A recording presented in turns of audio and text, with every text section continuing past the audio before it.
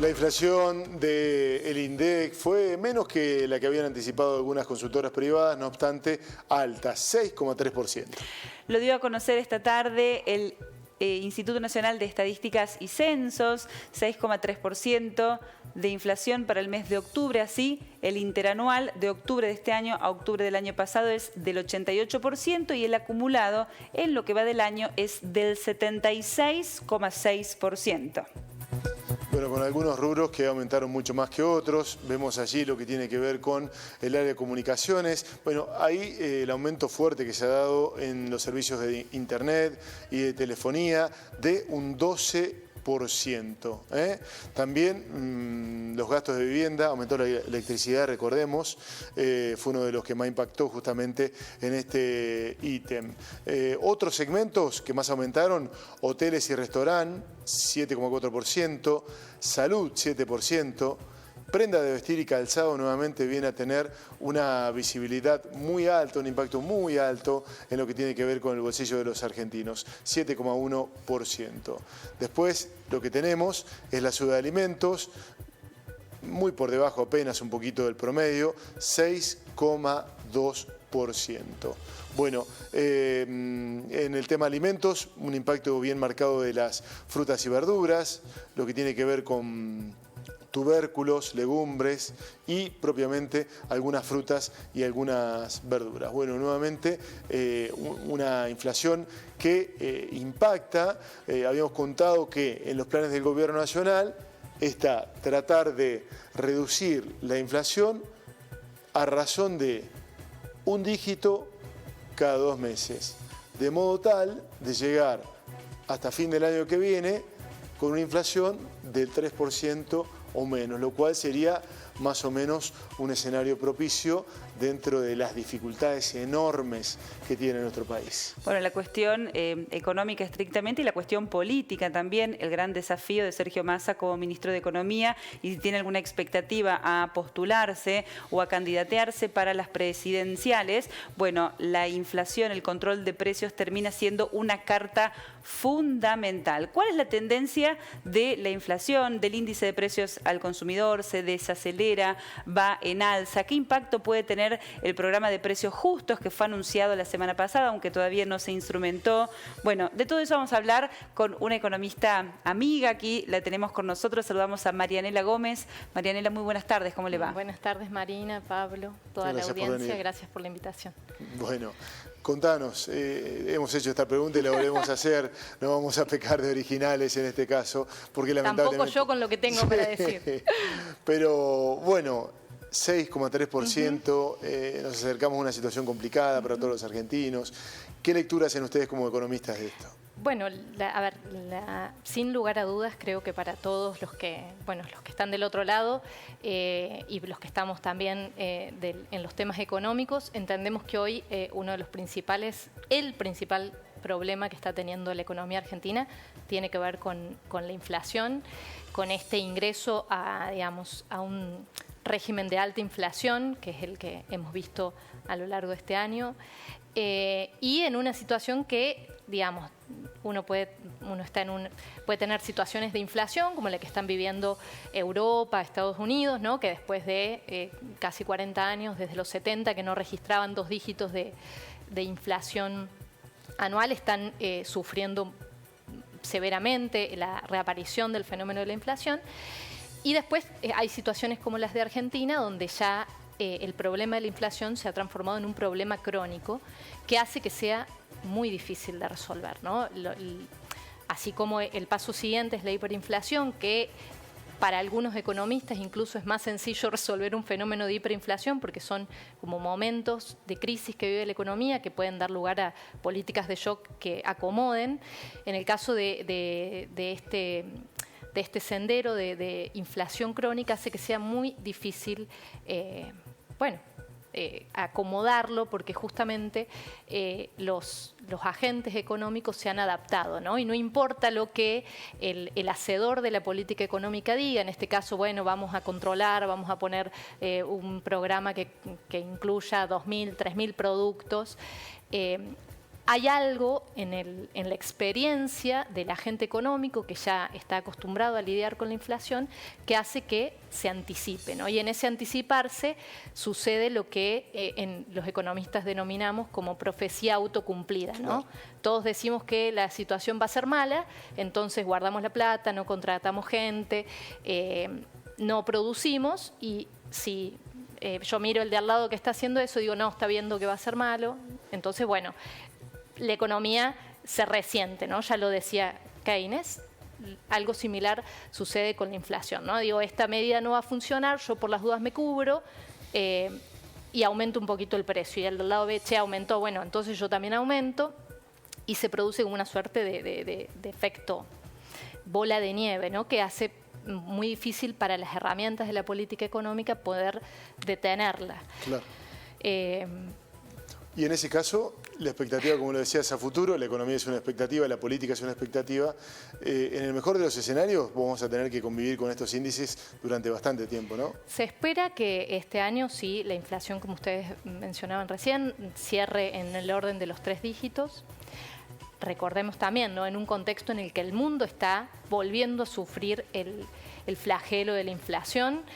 Incluso diríamos que los argentinos estamos como sobreadaptados, ¿no? Porque es como, bueno, uno ya son 3 dígitos, dice, es mucho, pero es como que uno convive, ¿no? Al ser crónico, uno se ha adaptado a vivir con ese fenómeno y uno tiene la experiencia de los norteamericanos, los europeos, que le están sufriendo en niveles de estrés para la población porque no saben cómo manejarse con esa cuestión.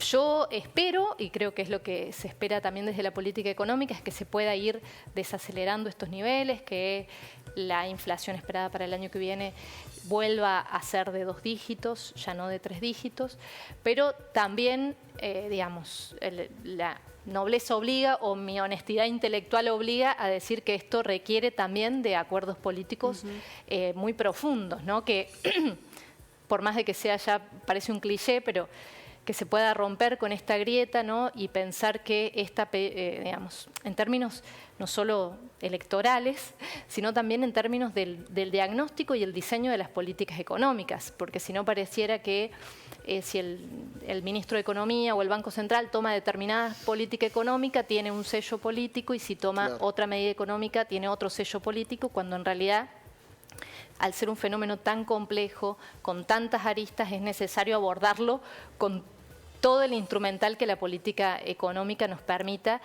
y para eso hace falta acuerdos políticos y también un acompañamiento de la sociedad, ya no en el sentido de decir un acompañamiento individual, que sería ilógico pedirle, ¿no?, al almacenero que no remarque, porque el almacenero no está remarcando porque sea malo, sino que está remarcando porque necesita cuidar su fuente de trabajo y es razonable, pero sí un acompañamiento. Cuando yo hablo del acompañamiento de la sociedad, estoy diciendo un acompañamiento de la sociedad en un sentido más amplio, ¿no?, de poder volver a confiar en que son las herramientas del Estado las únicas que en este momento son capaces de arbitrar en este conflicto tan fuerte que se está viviendo con la inflación, ¿no? Es volver, digamos, romper con ese discurso de la antipolítica, de que el Estado no sirve para nada, de que el mercado gobierna. De que el mercado gobierne, porque justamente eso es lo que nos va a llevar a un escenario mucho peor, ¿no? Es en este momento el único que puede arbitrar, por ejemplo, en la puja entre,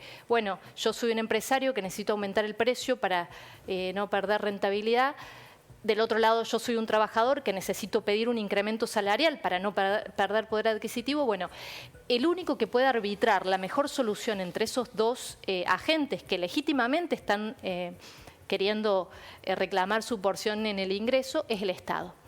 Y si la sociedad no acompaña al Estado y no entiende que es el lugar desde donde una sociedad resuelve los conflictos, es muy difícil, ¿no?, pensar que pueda haber una solución.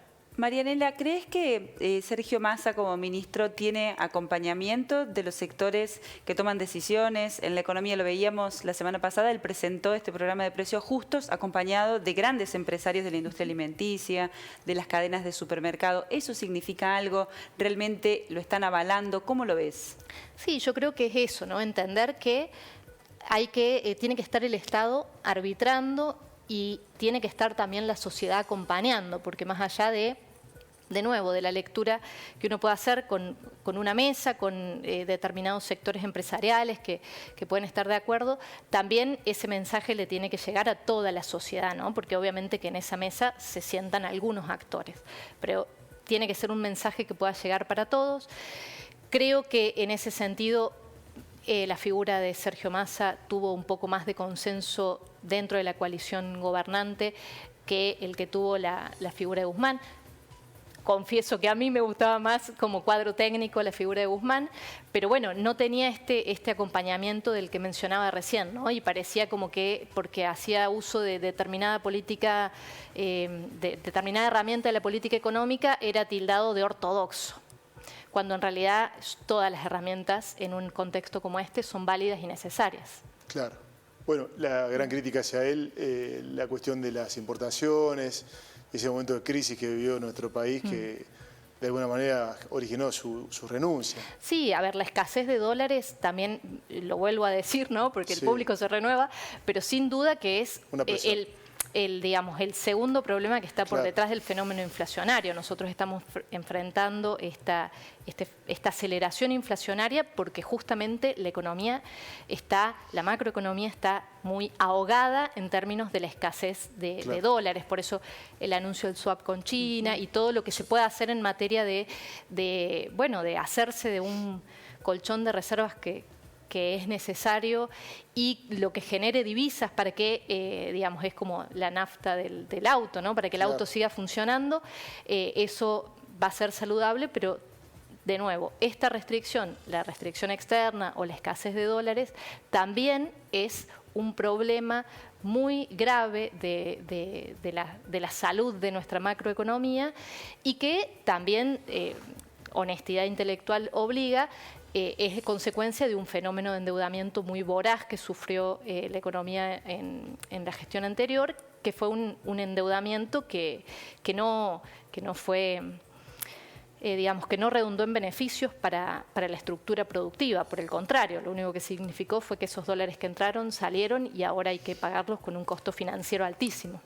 Bueno, hoy el título del día tiene que ver con la ampliación del swap con China por 5.000 millones de dólares. ¿Qué significa eso para la gente que nos está viendo del otro lado si tenemos que pasarlo en términos entendibles para todos? Es como una suerte de, digamos, de financiamiento, de respaldo que consigue el Banco Central, ¿no? Como para acumular esta cantidad de reservas que el Banco Central tiene y que son las que permiten darle algún horizonte de estabilidad al tipo de cambio, ¿no? Entonces no pensar que como el Banco Central no tiene dólares, el dólar se va a ir a las nubes, ¿sí? Claro. Entonces es como una manera de poder también dar estas señales que son necesarias para trabajar sobre las expectativas de los agentes económicos. Marianela, gracias por tu tiempo. No, gracias a usted. Ojalá no sea tan parecida a la próxima entrevista, sigamos hablando eternamente de lo mismo. Bueno, hoy hablamos de cosas un poco distintas. Es la realidad la que nos impone esto, hay que decirlo. Gracias, ha sido un placer. Muchas gracias.